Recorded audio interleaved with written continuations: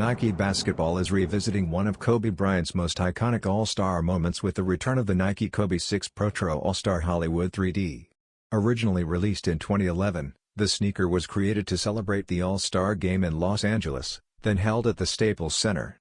While Kobe did not wear the pair during the game, he famously laced them up during his Hollywood Walk of Fame induction that same weekend, where he also became the first athlete to have hand and foot molds displayed at the TCL Chinese Theatre.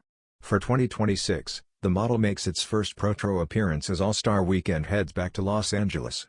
The design stays true to the original, featuring a textured upper inspired by 3D movie glasses, along with mismatched red and blue accents on the swoosh, heel clip, and Kobe logos. Updated details appear on the inner tongue with 3D graphics and a 2026 callout. The pair includes collectible glasses,